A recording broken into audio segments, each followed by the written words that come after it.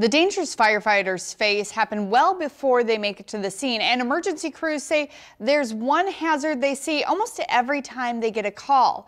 In this Safe Roads Now, we have the Papillion Fire Department showing us what the most dangerous thing they see other drivers do when they're out on the road.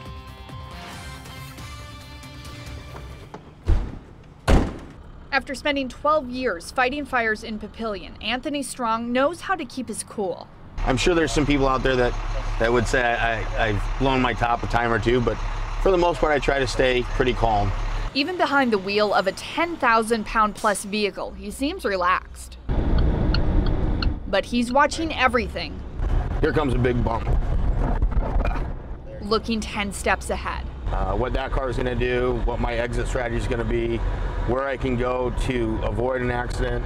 And the odds of an accident go up when he turns on the sirens. This is what becomes difficult when a car just keeps doing what they're doing instead of pulling to the right. When an emergency vehicle's lights are on, drivers are supposed to pull to the right and slowly come to a stop while the emergency vehicle continues in the left lane. When a driver doesn't do that, Anthony has to assume a driver doesn't see him. Maybe they have their radio up too loud, maybe they're just not paying attention. Unfortunately, they may be on their cell phone.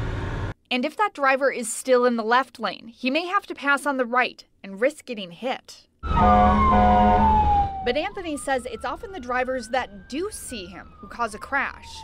I think they just panic and don't know what to do.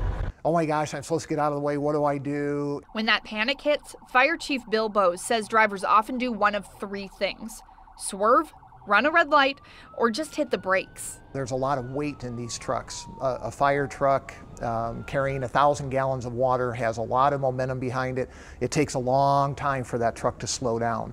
So we're not able to stop on a dime like a car might be able to.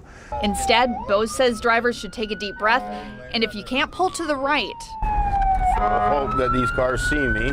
Stop where you can and wait for them to pass. And the car's gonna stop, and then I'll continue through. When cars don't, it's easy to get frustrated, but Anthony says, like anything, patience is all about perspective. Every time I get behind the wheel, I think of the person that's with me, I think of their family. I don't want to have to go tell their family member that I've made a mistake, got angry while driving, and now your family member's in the hospital or passed away because of my poor driving skills. Now, there are two instances when you're not supposed to pull over immediately. Take a look. The first is when you are in oncoming traffic and there's a median between the two of you. And if you're in a roundabout, you should exit the roundabout first and then find a spot to pull over. You can find all of our Safe Roads Now coverage on our website. Just go to 3newsnow.com/saferoads and tell us how distracted drivers are affecting you. Email us at saferoads@3newsnow.com.